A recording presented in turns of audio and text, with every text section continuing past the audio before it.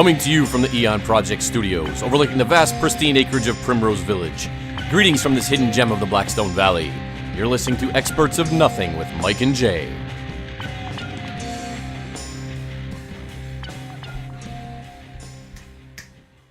Hey, Mike. Hi, guys. What's going on? Guys. Oh, we just had an interesting thing happen here at We the did. TheEoNProject. We had an alarm activation at the palatial TheEoNProject studios. We weren't sure if it was an actual alarm, if our lives were in danger, Yes, it was. or if it was a false alarm. It was beeping. The lady in the little alarm box was yelling at us. We had all sorts of activities. The SWAT team showed up. So in the midst of this, there's a possibility that the police may show up. They may show up in the middle of our show. So if they do, I'm going to leave this on. I'm going to leave it recording so you can hear everything that transpires. Welcome to another edition of the TheEoNProject, where we discuss all manner of things, important and not important. Mostly not important. The things that we discuss. Yeah, we have some exciting things today. Yeah, we got a couple of things today. Why don't you talk about a couple different things. Well, first off, just hearkening back to shows past. We've had sponsors on the program before, right?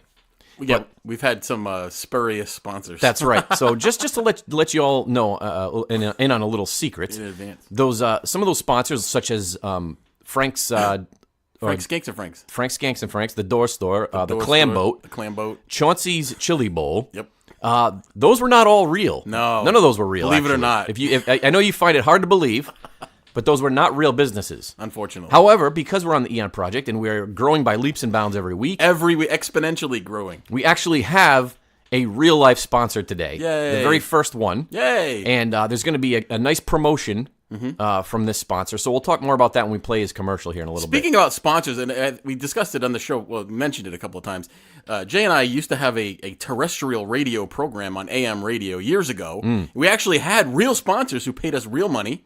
And then one day they figured out that they shouldn't sponsor us anymore. And why do they call it terrestrial? And I think, well, mostly the reason they figured out was because we were on AM radio and we had a reach of about like 10 miles. That's true. But now we're everywhere. We're everywhere. We're across the universe. Everywhere. Across the world, everywhere. Who wouldn't want to sponsor this program? Who wouldn't want to be on the program? I don't know. So last week we discussed some things. Oh, we talked about lost Confederate gold. Yep. And the Knights of the Golden Circle. And the origins of gold, and how it comes from the center of the sun. And I sang a little bit.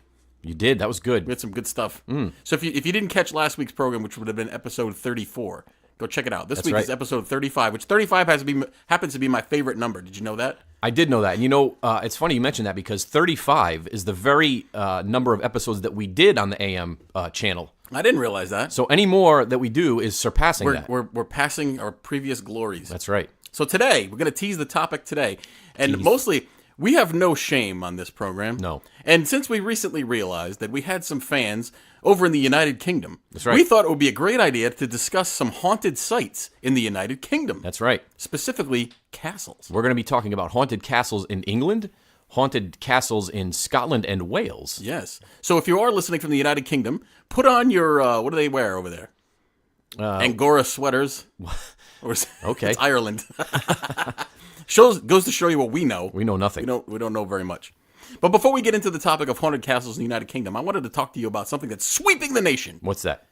The Avengers Infinity War movie was released this past week.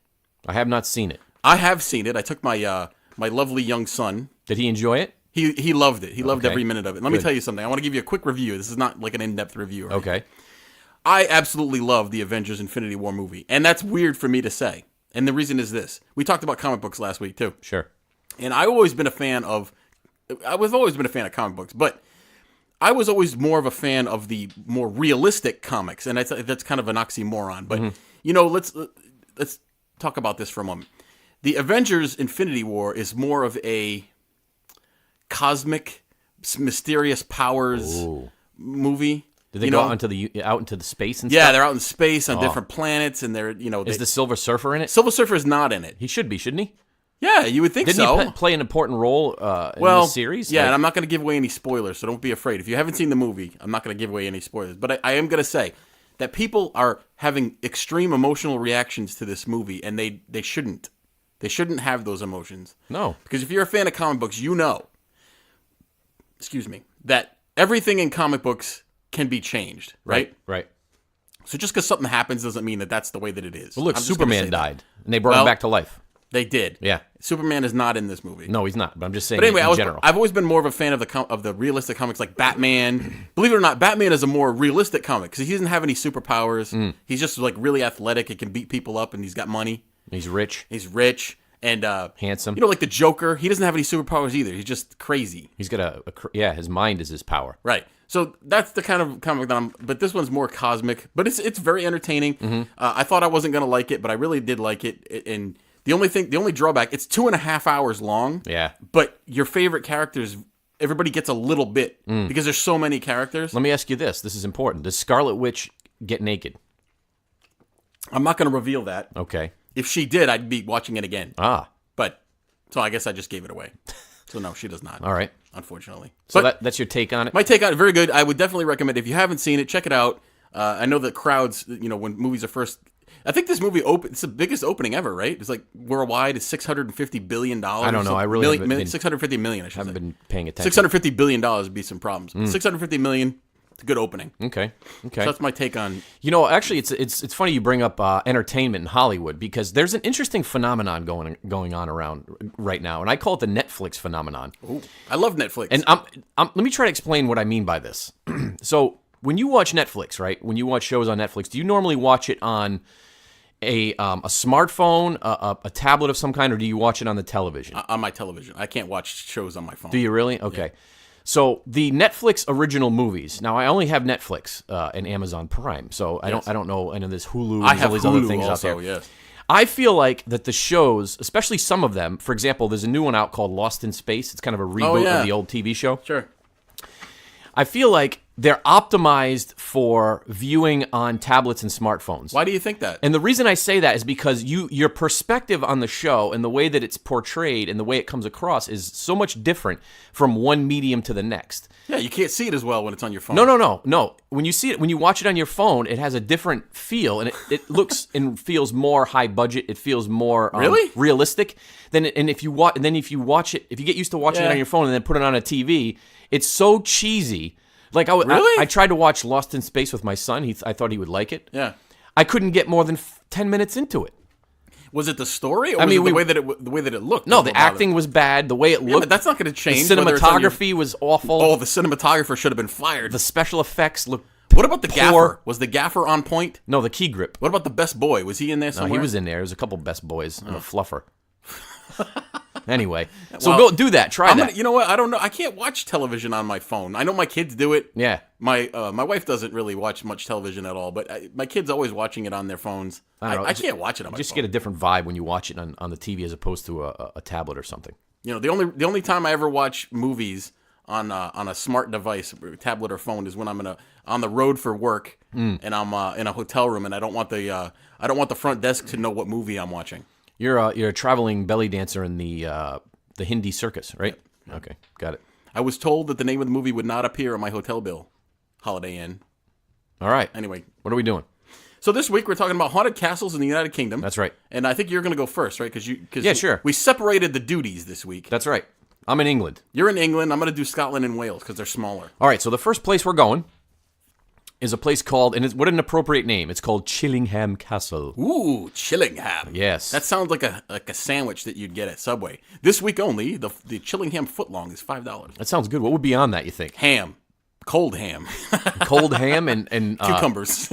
Beef of some kind? No beef. And maybe some kind of special sauce? Dipped in gin. Speaking of gin. Yeah, I love gin. You ever had a mint julep? Mint julep, yes. Mint julep is not a gin drink, sir. What is it? It's a whiskey drink. No. Yes, it is. No, it's not. The mint julep is a whiskey drink. No, it's a clear liquid. No, it's not. How many whiskeys have you seen that are clear? It's not not many. Clear. The mint julep is not clear. No, it's a clear liquid, and they mash the mint in. No, you're out of your mind. There's mint in the bottom. No, they mash the mint into the clear liquid. Different. No.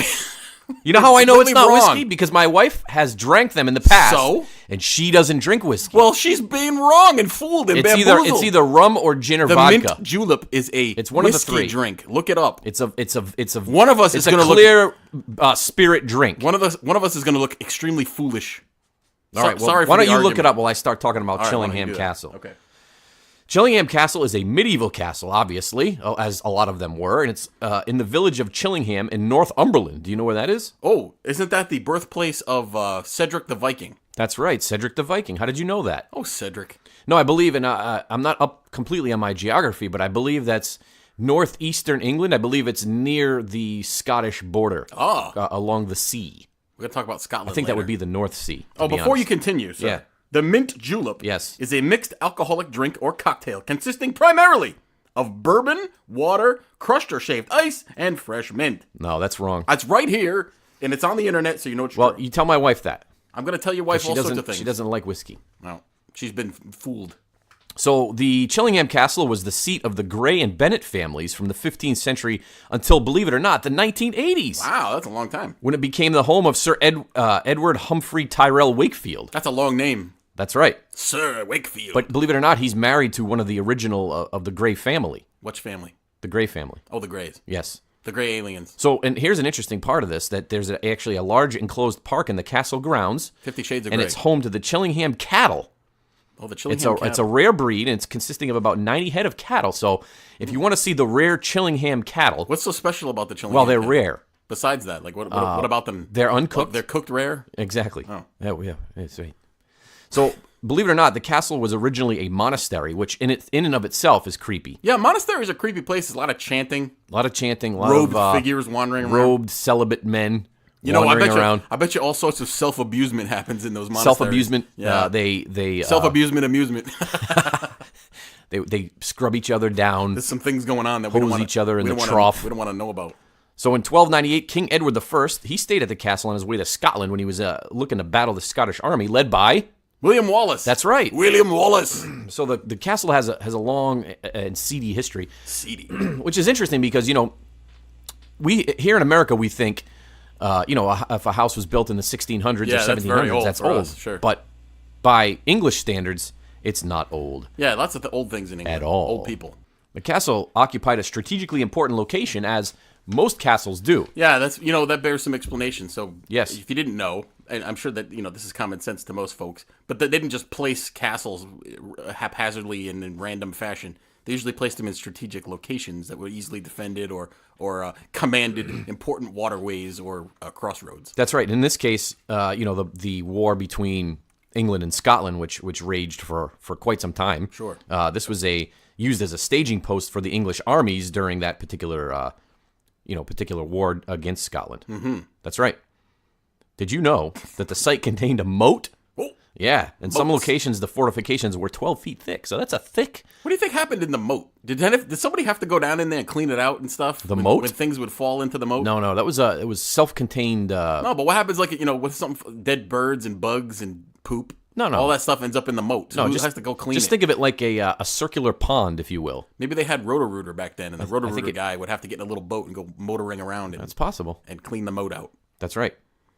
I'm a moat cleaner. That's my job. So, and as it ties into the program and what we like to do here on the Eon Project, all of these castles, we're going to give a little bit of history of them, and then we want to talk about some paranormal events that occurred. Right. So the current owners of the castle, and a lot of these older places do this for marketing purposes, obviously, but Of course. they do have documented paranormal events that take place there. So this is marketed as the most haunted castle in Britain. Whoa. And that's a pretty that's tall saying order. something, yeah. That's a tall task. Well, it has the coolest name, I think. Chillingham. So it's been featured on many a program, many a television and a radio show. Ghost Hunters International went there. Are we going to talk about that one day? And I'm not necessarily saying we do it now, but the what happens on ghost shows and what happened. I know they're not as popular now as they were before, but I think we talked a little bit about that. A lot of before. shady goings on. We've had some personal experience with those people. Not all of them. Right. I don't know all of them personally. I don't know most of them personally, but some of them, yeah. So let's talk about the most famous ghost of the castle. Okay? Who's that? That would be the Blue Boy, or Oh, the Radiant Boy. He's blue. He is the Blue or Radiant Boy. He's frustrated. He's radiant. He wanders around. Blue. Anyway, according to the castle owners, he haunts the Pink Room. So the Blue Boy... The blue boy in the pink room. Haunts the pink room. I think they need maybe- some help with adjectives. I think he's having gender confusion problems. Oh, he needs reassignment surgery. Guests supposedly reported seeing blue flashes and a blue halo of light above their beds after a loud wail. Ah! So the Blue Boy wails. Wails and then glows. He He blows then glows. It's claimed what most people do. It's claimed that the haunting ceased after renovation work revealed a man and a young boy inside a 10-foot thick wall. Ew. The bodies were found. What were they doing in there? Believe it or not, interesting, some Spanish Armada documents were also found in the wall. Spanish Armada. So that's the most famous spirit of you know what? We should sponsor a trip to England or to the UK. Well, we shan't sponsor it. Somebody else. No, somebody will sponsor it, and we'll go. No, you know what we should do? What's that? We should recreate the crossing of the Titanic in reverse order, except this time the boat won't sink, and we'll make it to England, and we'll visit some strange places. Be a listener trip. Why don't somebody come up with that? Let us know what the plans are. We'll be there. I'd love to do that. Make the arrangements. That would be interesting. Okay. All right. Is that all you had about Chillingham Castle? That's all I got about Chillingham. I got a lot of them, so I'm going to go quick. Okay. So are we flip-flopping back and forth between England and other countries? Yeah, we could do that. That'd keep it interesting. All right. Where are you going? Before, well, here we go. Okay. You can't talk about Scottish castles without talking about Edinburgh Castle. Have you ever heard of Edinburgh? Is it Edinburgh? It's spelled Edinburgh, but it's pronounced Edinburgh. Okay. That's how they say it. So what description of haunted Scotland could be complete without a mention of the Edinburgh Castle? And you guessed it, where that is. It's in Edinburgh. Right. The capital of Scotland. That's right. The city sits atop atop a series of hills, with the tallest being the home of Edinburgh Castle. You ever seen pictures of Edinburgh Castle? I have. It's like way up on a hill. Way on the hill. It commands the town. That's right. Strategically. Right. So the castle itself has a long history of supposedly being haunted, but the area outside the castle also has such claims attached to it. And I'm going to talk about that for a moment before we actually get to the castle itself. But here's some explanation. So back in the day, if you were a medieval person, right? Yes. You were a medieval guy wandering around. Where would you want to live? Let me ask you that. In the moat. You wouldn't want to live in the moat. I'd want to be, moat floating around the moat. No, but you want to be closest to the castle as you can. Sure. For protection purposes, right? Because if someone's going to attack the village, you'd be the first one to go if you were outside the Do they let castle. the peasants in the castle? No, they did not. They but don't. You could live close to the walls of the castle as Gotcha. possible. But this castle here was built on so high a hill that they needed to construct a series of bridges to connect it with the town so the poor folk could trudge along carrying their potatoes and loads of dung and stuff. Oh. I bet they smell great, those peasants. Don't you think they smell great? Mm-hmm. They probably smelled like a mixture of poop and dirt. Poo dirt. Imagine having to be intimate with that peasantry. Imagine if you were a peasant boy. Hey, it was all they knew. You're like, you have to be intimate. You have to carry on the human race. But they probably didn't smell very well. In any case, lacking room, in the 1700s, they started building shops and living quarters into the vaults created by the arches of the bridge. So, like under the bridge, they have those big arches. Yeah. It creates like a natural shelter from the elements. Sure. So they started creating some dwellings and whatnot. That phenomenon actually continues to this day when you see homeless people That's living correct. under bridge abutments. Yeah, that's right. Yeah. So soon, they started creating these things. Actually, multiple levels of living spaces began to pop up inside the vaults. Are you familiar with the term "poop flows downhill"? I am. Well, it does. Well, I guess diarrhea downstream. would flow downhill. Yeah. Poop itself doesn't really roll. It's really a mass. It floats, though. But it's not going to roll down a hill because it's so spongy. So here's a question for you, not to go too far into the weeds on poo or anything. Yeah. How is it that some poop is more dense than other poop? Some float, some sink to the bottom. Isn't that a way to tell if you're healthy or not? Like your poop floats or doesn't? I don't know. We should check that out. Somebody let us know. You ever have a ghost turd? Oh, yeah. That's like when you go to the bathroom and you know that you dropped one, but then you look and it's not there. It's gone. Where did it go? It slips down the drain. It's so dense that the toilet couldn't contain it. Ghost poop. All right. Anyway, so the poorest of folk lived at the lower levels of the vaults where the poop was and all the other crap that floats downhill. Mm-hmm. But by the 1800s, the area quickly became Edinburgh's red light district. You know what the red light district means? Oh, yeah. I've been to You've a been few to red light establishments. Yes, I know you have. Prostitution, gambling, black marketeering, all that stuff happens in the red light district, and that's what that place became. Murder, rape, and death were rampant, and disease and crime. Sidewalk craps All sorts going on. of stuff happening there. Yep. So in the late 1800s, the city had enough, so they decided to close off the vaults, and they chased off all the hookers and pimps and whatnots. And then soon everybody forgot about the vaults because they got closed down. Sure. However, flash forward to 1988. Some guy exploring the area, which I don't know why he would have been exploring the area. He's just wandering around looking at He's stuff. spelunking. Maybe he was. he rediscovered that there was these sealed off areas underneath the bridge, the vault area. So he told some people, and then once again, the vaults have been open to the public since then. So since then, stories about paranormal activity have been rampant, with visitors reporting hearing voices, seeing apparitions, and all that good stuff. Evidently, there's the ghost of a young boy who's been given the name Jack. I don't know where they came up with the name Jack. The British people like to name things Jack. Jack the Ripper. Yeah. Jack the Ghost. Jack and the Beanstalk. Jack Poop. Jack Palance. Anyway, Jack the Ghost tries to hold your hand. Maybe he's a Beatle. Maybe he was a member of Beatles who want to hold your hand. Oh, it's John. It's John's nickname is Jack. John, he wants to hold your hand. He wasn't that bad with my Hey, just let it be, mate. He didn't say mate, did he? That's Australian. Oh, they say mate too. Do they? I think so. I thought that was Australian that said mate. Oh, they do too. Anyway, Jack is there. Another more menacing presence is known as Mr. Boots, an unkempt man, so named for his tall boots. Oh. Mr. Boots lurks in the back sections of the vault, and has been known to push people and throw rocks at you. Wow. Some people claim to hear his footsteps on the cobblestones and his echoing voice cursing them throughout the chambers. He sounds like a great dude, man. That's a cool nickname. Mr. Boots? I want to be called that from now on. Hello, Mr. Boots. From now on, refer to me as Mr. Boots. You're Mr. Boots. And the ironic thing will be, I won't wear any boots. I'll just wear That's why it's flip-flops. funny. Anyway, so it's even rumored that in the 1820s, the infamous serial killers William Burke and William Hare, the two Williams, lurked within the vaults, killing some of their 17 victims. Those are the guys that killed people to get their corpses to sell to the medical students. Sure. You've heard It was a lucrative business. Yeah. That's not even talking about Edinburgh Castle itself. Stories abound about the hauntings in Edinburgh Castle, but some of the stories are cooler and thusly more interesting than others.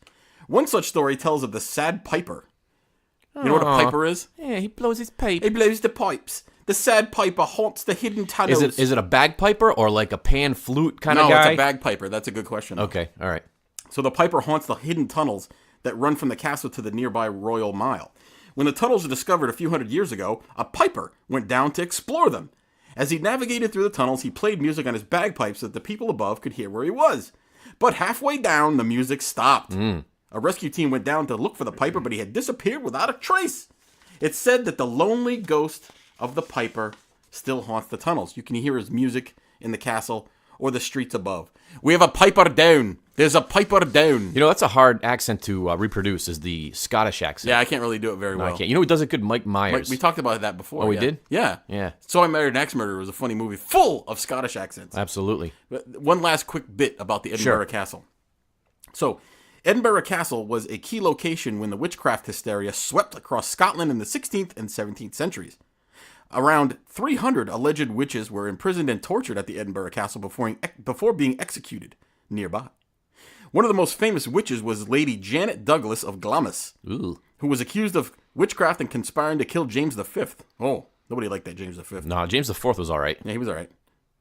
Her servants had been tortured into confessing her guilt, and in 1537 she was burnt alive at the stake, with her young son being forced to watch. Ew.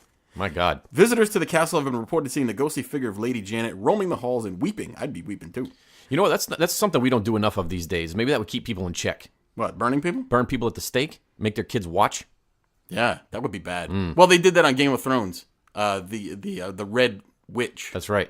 Burnt Stannis Baratheon's daughter alive. That's right. And they all watched. Yep. That was a disturbing scene. That was disturbing. I didn't like that at all. I don't like seeing children being hurt. I don't like kids being tortured. Anyway, so that nobody who does. If you do, then you probably shouldn't be listening to the show. You should be in jail someplace. Then. Yeah. Anyway, that's Edinburgh Castle. Lots of crazy crap going on there. That's a good place to go.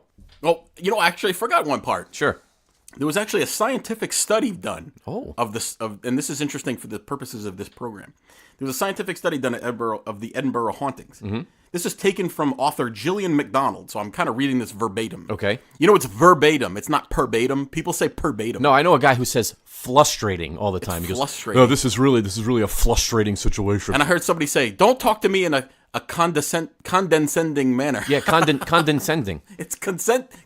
You can't even say it. I can't even say it. It's condescending, not condensating. Condensating means that you're sweating. It's getting wet. You're the hot meets the cold, and it's wetting, dripping. Anyway, so in 2001, as part of an Edinburgh International Science Festival, a Dr. Richard Wiseman conducted an experiment with 240 volunteers over a 10-day period. Old Dick Wiseman.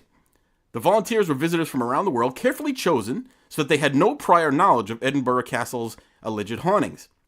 They were led through the castle vault, cellars, and dungeons in small groups, some rooms reporting having ghostly goings-on, while others were red herrings. So they were basically, they didn't have, as a control activity to see. Right. Dr. Wiseman conducted his experiment to determine whether the castle was really haunted. They brought in a bunch of scientific ghost bunting equipment. Bunning? Such as thermal imagers, geomagnetic sensors, and temperature probes. You like probes? I do. Like probes. I enjoy a probe. I enjoy being probed.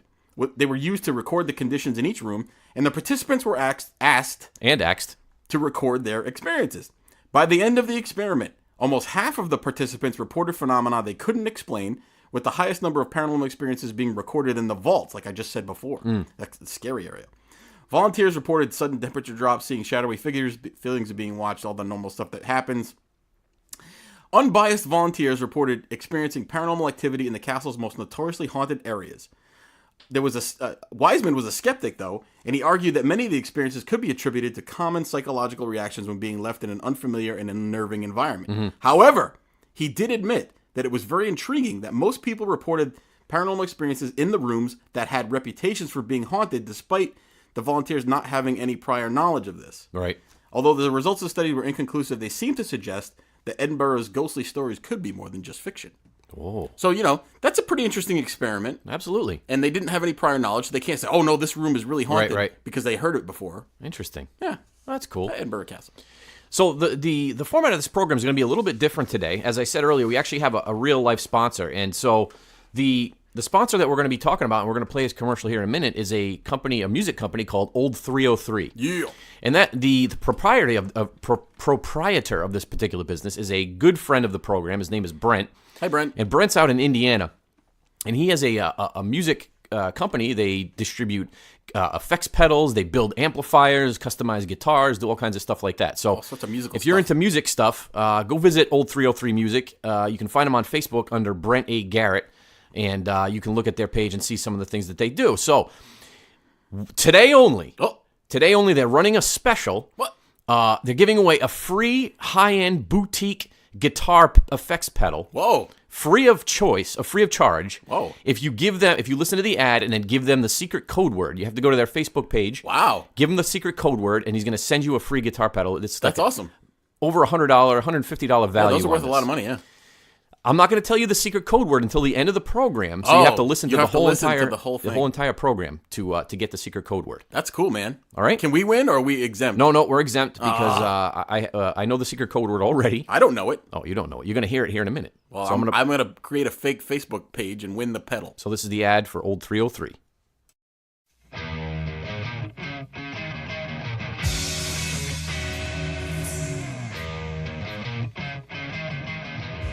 We build character into every piece we make. At Old 303 Music, that's not spoken lightly. With over 15 years in the professional music industry, Brent Garrett of Old 303 has the miles on the road to back up his skills on the workbench. Whether you're looking for one-off, completely unique builds, or a solid workhorse for your collection or gigging and touring needs, Old 303 delivers. Each piece is made to order, and every instrument, amplifier, or effects pedal that leaves the shop has character built in. When you commission Old 303, you're sure to have something that looks, sounds, and is like no other. Old 303 builds custom guitars, basses, tube amplifiers, cabinets, and effects pedals for the true musician. We'd like to think that our products not only look incredible, but sound incredible too. Brent is proud to announce that Old 303 is now the solo U.S. distributor for PSHC pedals. Handmade in Russia, these pedals are blowing up the boutique market. You have to see them and hear them for yourself. This week only, be the first listener from the TheEoNProject to message Old 303 on Facebook with the secret code word and receive a free PSHC pedal. Visit Old 303 and PSHC pedals on Facebook at Brent A. Garrett and check out the incredible products and builds available and see for yourself that we really do build character into every piece we make.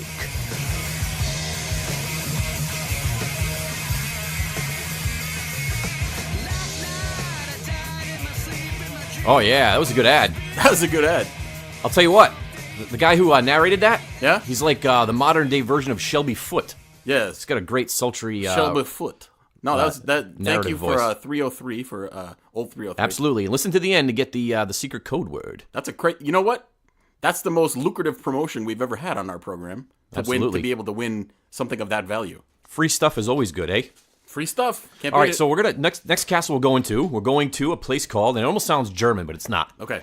Bromberg Castle. Bromberg. And Bromberg Castle, once again, is on the northeast coast of England in Northumberland. Northumberland is a haunted place. Northumberland has a lot of cool stuff going on there. Sure does. I think I'd like to.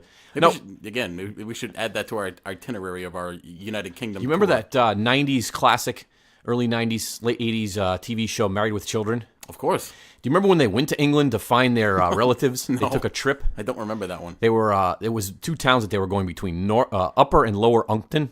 Oh. You don't remember that? Nope. All right. I do remember that Christina Applegate was the hottest chick I'd ever seen in my life. Oh, my God. Back in the... Especially back then when your hormones in the were late raging. 80s, early 90s. Oh, my God. And you were just developing and you were exploring your own body. She's still pretty good looking for an older lady. Yeah. So the site was originally the location of the Celtic Brittonic fort known as Dinguari. Oh, the Dinguari. And may have been the capital of the kingdom of Bernicia from its foundation in 420 to 547 AD. That's a long time ago. After passing between the Britons and the Anglo-Saxons 3 times, back and forth it went. Those Anglo-Saxons. The fort came under siege under the Anglo-Saxon control in 590. That's a long time ago. That is a long time ago. Who destroyed the fort, you think, in 993? The Goths. Nope. The Vandals. The Vikings. Oh. And the Normans. Those Vikings and Normans. Well, I should say the Vikings destroyed it, and then the Normans later built a new castle on the site. You think they were all named Norman? Mm-hmm. Is that why they called them that? They're all named Norman. Norman. Norman Rockwell. So the Norman castle is actually what forms the core of the present castle that's on the site. And after a revolt in 1095, supported by the castle's owner, it became the property of the English monarch. So they, of course, the English took over and took control of it. Take control of everything. That's right. In the 17th century, the financial difficulties led to the castle deteriorating, as a lot of these old places do. The mortar starts falling apart, the bricks, the stones start Nobody breaking. cleaned the moat, dude. That's what happened. Nope. But it was restored in the 18th and 19th century. So by the Victorian industrialist William Armstrong. And the Armstrong family, believe it or not, still owns the castle to this day, and it's open to the public. Oh, you can go check it out. That's exactly right. But add it to our tour. There's a number of famous ghosts that have been seen there. Ooh. That's right. What's been seen? Well, a lady called Green Jane. They're always colors. There was the Blue Boy, Green Jane. So she took her name from a striking emerald green cloak that she wore wrapped around her. Periwinkle J. And Green Jane was sent by her starving family to beg for food at the castle when she was alive. Oh, I was going to say, she can't eat if she's dead. So she basically approached the fortified entrance via the perilously steep Miller's Nick with her baby clutched to her chest. This doesn't sound like it's going to end well. No, it does not. Jane's pleas, of course, were met with jeers from the waiting guards, who turned her away. Jeers in your direction! As the guards normally would do. A pox on you! Jeers! Whether she either stumbled or she was weakened by lack of food or was pushed, she fell down the stone steps to her death along with the baby she carried in her arms. That's too bad. So poor Green Jane and the baby perished. I see. What was the baby's color? Burnt sienna. Well, periwinkle, perhaps. Oh. So apparently there's been sightings of a young woman carrying a bundle walking down the steps, the steep steps close to the clock tower. And you know those clock towers can be dangerous. Do you know this? And this is a bit of local trivia. Yeah. You're familiar with Big Ben, the giant clock tower. And we're talking about England. So That is Big Ben. That's a big clock. Giant clock in London. There's a clock tower in the United States here. Well, here in New England, in the Commonwealth of Massachusetts. Did you know that it's the same size as Big Ben? Really? Yeah. It's actually the New Balance building in Lawrence, Massachusetts. Sure. Has a clock tower. It doesn't quite look as large as Big Ben does, but it's the same size. I think you can see it from the interstate when you drive by. You can see it. It's a majestic sight. I enjoy. I don't like Lawrence, Massachusetts. No. Not the best place. Do you enjoy large clocks? Yeah, sure, sometimes. Okay. So, as you can see, depends on how long it's been. Green Jane has been seen wandering around the clock tower, carrying the baby. Cries of a baby can even be heard. Oh. I'm assuming that's Green Jane's poor little baby that perished when she perished. Oh. So I will. If she wasn't perished, she was going to be perished. And you ready for this? You're going to like this next one. Okay. Another colorful ghost. Oh. The Pink Lady. The Pink Lady. Everybody with the colors. Yeah. The Pink Lady... The Mauve Child. Was a royal princess who fell in love with a man who her father didn't approve of. This happens a lot, all actually. the time. He ordered the man to travel across the seas for 7 years. Get away from me for 7 years. If he came back still single, then he could marry his daughter. Yeah, but back in those days, there's no internet, no Facebook. Nope. You could do whatever you wanted. He could do whatever he wanted. Across the seas and then come back later. But whatever happens across the seas stays across right. the seas. So the princess sunk into a deep depression year by year until She sank into the seas. The king became desperate. He told the princess that his spies had found her lover. Oh. And he was happily married to another land to another lady. Oh, it's disturbing. To cheer her up, he bought her a new dress in her favorite color, pink. Pink. He bought her a pink dress to marry. It was this pink dress that she was wearing when she threw herself to her death. She flung herself from the castle wall not long after her man returned, still single. Oh, so no. The father played a terrible prank on her. Joke.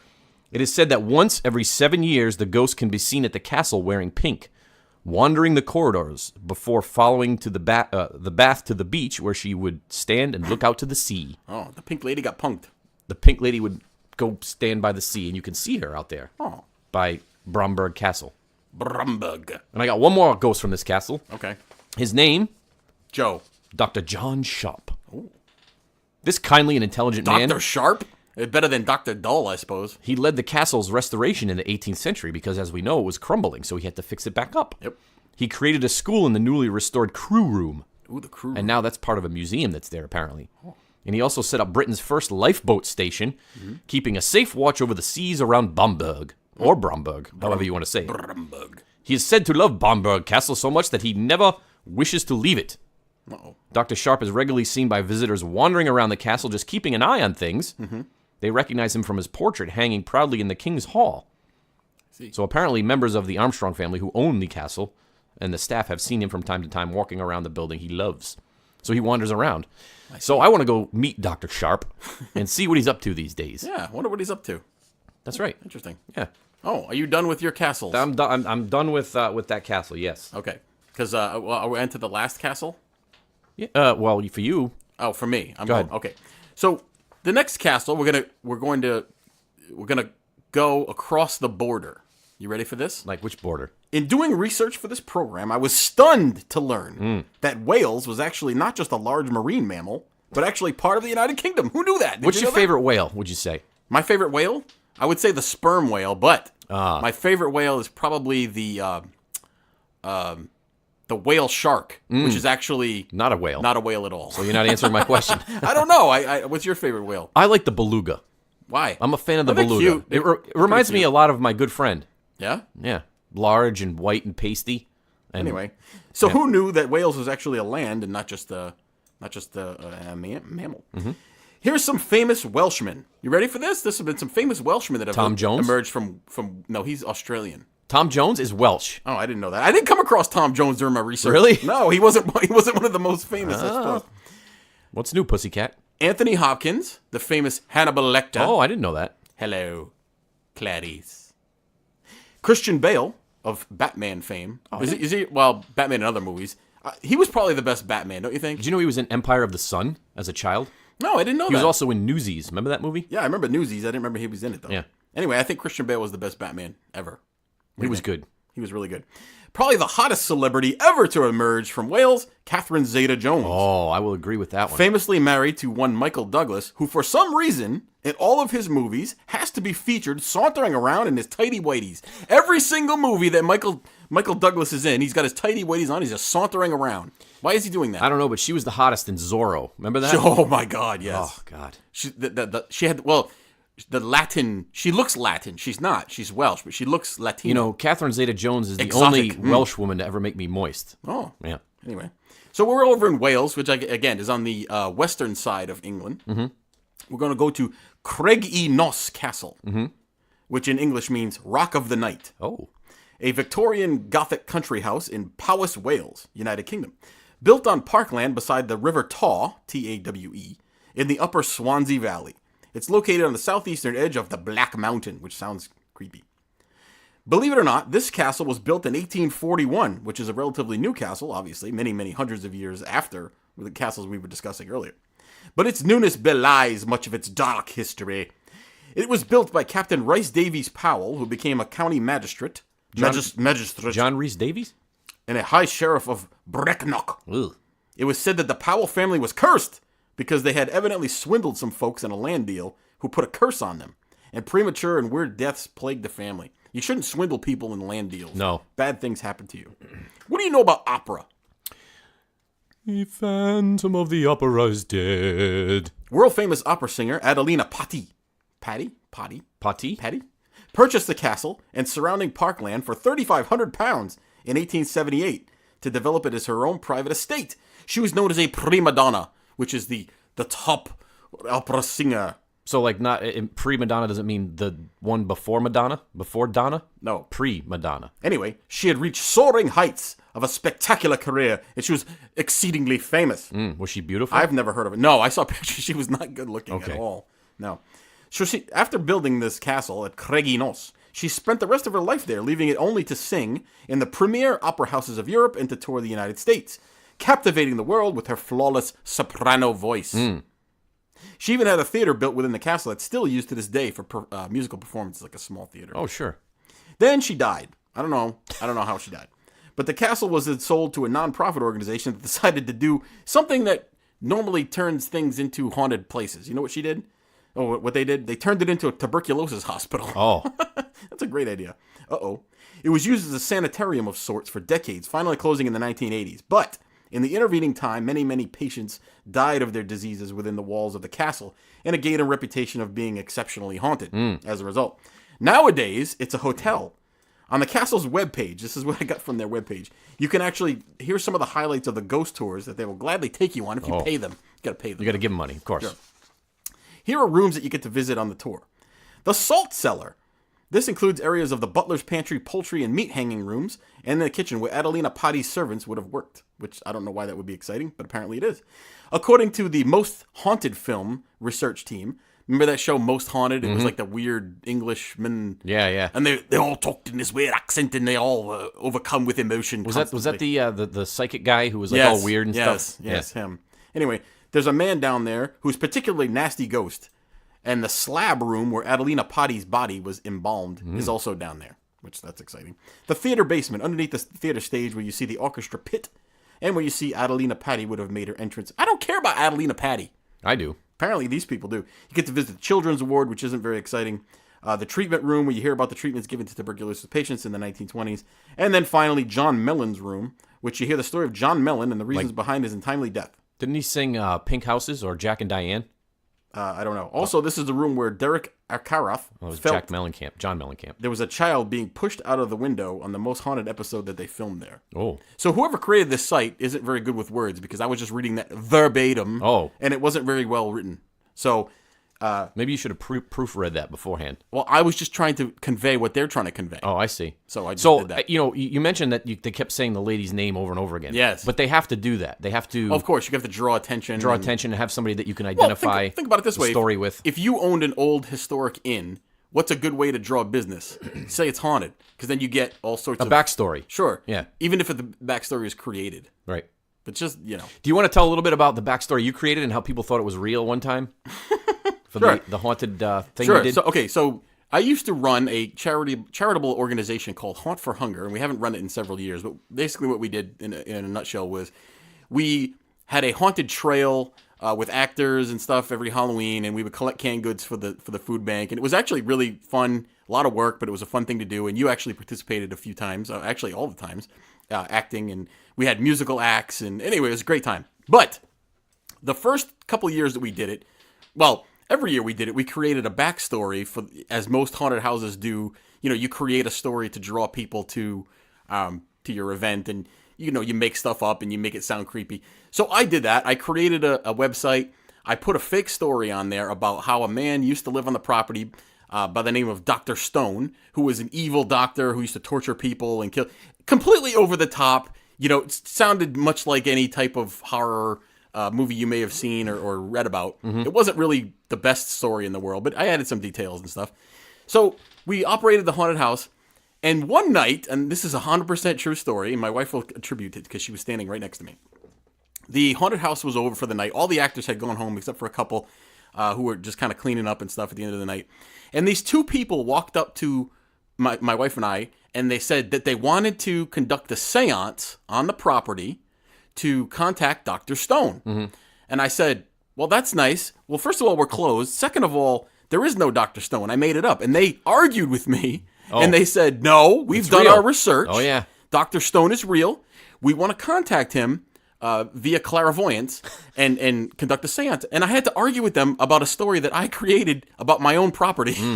They weren't happy. They were mad. They were turned away. They said they drove for 2 hours to come visit, which they probably should have called ahead of time. I would have saved them the trip. Apparently, they didn't do enough research. No. They watched the video They watched the video that I made.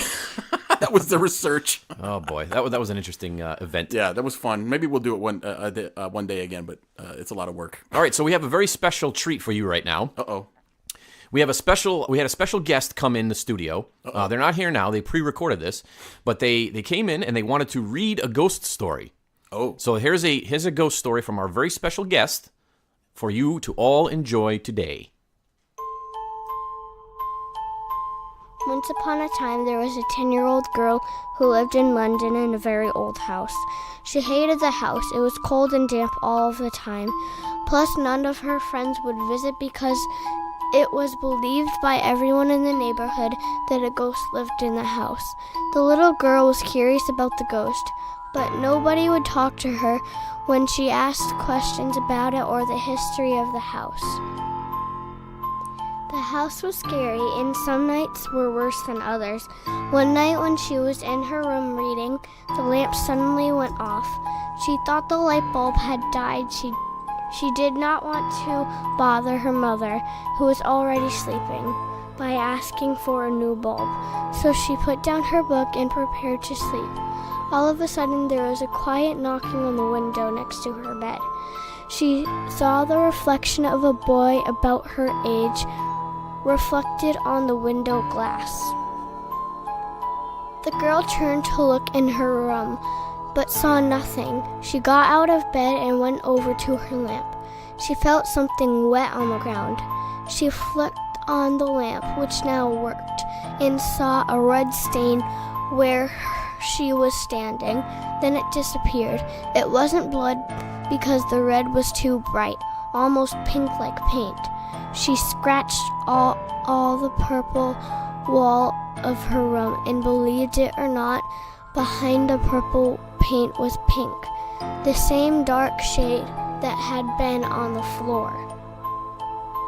The girl ran out of her room toward her parents' room, but then she saw something that made her open her mouth to scream. Though no sound came out, the attic door was right above her staircase, really high up. Only her dad could reach it. Hanging from it was a noose, the thing they hung people on. The girl ran back to her room, and there was a body in her bed. She grabbed her phone to take a picture. She wanted proof. She wanted to know in the morning if what she saw was a dream or real. She took a picture of her bed and, without looking at it, ran to get her mother. Grumpily, her mother came up the stairs. The girl pointed to where the noose had been, but now it was just a piece of string from her mother's sewing kit. She led her mother up to her room to show her the child's body, but now there was nothing. As her mother turned to leave the room, the girl remembered the camera. She grabbed it and turned it on, showing it to her mother. There was no longer a photo of her bed. Instead, there was a photo of a teenage boy with red mark around his neck and pink paint all over his torn clothes. Her mother told her stop joking around. However, her mother had an extremely worried look on her face. When asked what was wrong, she said, "He is back." The little girl never saw the boy again, and her mother refused to tell her who it was. Oh, that was a creepy story. That was kind of frightening, actually. Wow, that narrator's voice is very fitting for that. That's actually a 72-year-old former Melba. professional lacrosse player. Melba Toast. That's her right. Name. Oh, you don't want to say who it really was? No. Oh, It's a surprise. It's a secret. I a can't reveal my sources. Okay. Okay? Sure. What do you want to do? You want to finish this Yeah, thing up? you know what? I think we've beaten this one to death. We actually have a lot more. We had a lot more to go. Yeah, we had more, but it's too much. It's going too long, and we're getting towards the end of the program. We don't like to go more than an hour, 50 minutes to an hour, because we like to keep people's attention. Short. Well, we have to talk about the secret code word, man. We are going to talk about the secret code word. So what we'll do is after the program concludes and the outro music plays, I'm gonna let the commercial play one more time, and you guys can listen to that. But the secret code word is toe. How apropos. Toe is the secret code word. So you go to Brent A. Garrett on Facebook, look up Old 303 Music, message the word toe to him. He'll respond back to you, and you can win a free pedal. The first person to do that That's awesome. is going to be the winner. And we're exempt. We're exempt, unfortunately. But I'm going to be hopefully helping Brent out, get his business up and running, and awesome. distributing some of his gear. So hey, if you're a musician, I know we got a lot of musicians listening to this program. Go buy something from Brent. He's a good guy. yeah, get you. He actually built me a custom guitar. You see this black guitar over here? Oh, that's beautiful. He made that for me. Wow. So I would ask him to make me something, but I can't play a lick of anything. You can't? Nope. I have no musical Can you abilities. bang some spoons together? I could probably do it. You know what? If we had a band, I would be the triangle player. Playing the spoons is not as easy as it No, looks. that looks hard. I couldn't play the spoons. That's tricky. Yeah. My daughter is a great musician. As a matter of fact, my daughter recently had the honor of playing at the Boston Opera House. That must have been interesting. Not Opera House, Boston Symphony Hall, I should say, with her band, with her middle school band. Which What do they play? A number? They play a They montage? play 3 songs. Yeah, they play 3 songs, and you go there and you get all dressed up, and we had a great time. And she had a great time. Did you spend the day in the city? No, I don't like the city. No. We get in, we get out. Yeah, it's stressful, isn't it? It's just driving, Gives driving you a little around. anxiety. I get anxious. Yeah. Plus, in the cities, there's no place to park ever. Never a place to park, and then people drive like crazy people. And if you do park, it's like $50. Yep, It's annoying. It's no fun. Yeah. Anyway. Oh. You owe me a Coke. Okay. All right. So that was Haunted Castles of the UK. Secret code word toe. And we like those. We like this kind of topics because it adds a historical aspect as well as a paranormal aspect. Yep. So we're going to get into that a little bit more as well. If you want to get a hold of us, message us at TheEoNProject at yahoo.com. That's TheEonProject at yahoo.com. You can also find us on Facebook and Twitter. That's correct. We don't have a website yet. We don't. We had one. Does anybody want to do us? That too. Do a website for us. That would be helpful because we get a lot of other things going on. It's hard to keep track of everything. Yep. And we have full-time jobs as Exotic railroad dancers. engineers. So that's important too. So, but that's our program for today. Just remember, the truth exists. Believe it.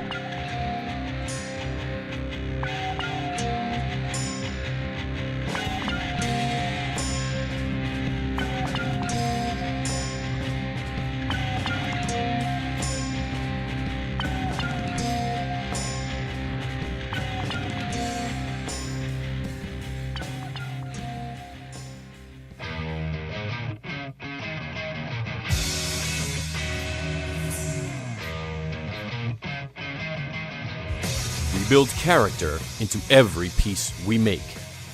At Old 303 Music, that's not spoken lightly. With over 15 years in the professional music industry, Brent Garrett of Old 303 has the miles on the road to back up his skills on the workbench. Whether you're looking for one-off, completely unique builds, or a solid workhorse for your collection or gigging and touring needs, Old 303 delivers. Each piece is made to order, and every instrument, amplifier, or effects pedal that leaves the shop has character built in. When you commission Old 303, you're sure to have something that looks, sounds, and is like no other. Old 303 builds custom guitars, basses, tube amplifiers, cabinets, and effects pedals for the true musician. We'd like to think that our products not only look incredible, but sound incredible too. Brent is proud to announce that Old 303 is now the solo U.S. distributor for PSHC pedals. Handmade in Russia, these pedals are blowing up the boutique market. You have to see them and hear them for yourself. This week only, be the first listener from the Eon Project to message Old 303 on Facebook with the secret code word and receive a free PSHC pedal. Visit Old 303 and PSHC Pedals on Facebook at Brent A. Garrett and check out the incredible products and builds available, and see for yourself that we really do build character into every piece we make.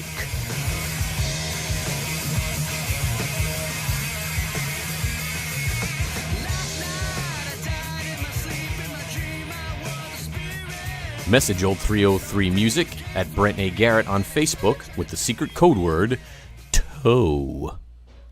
TOE.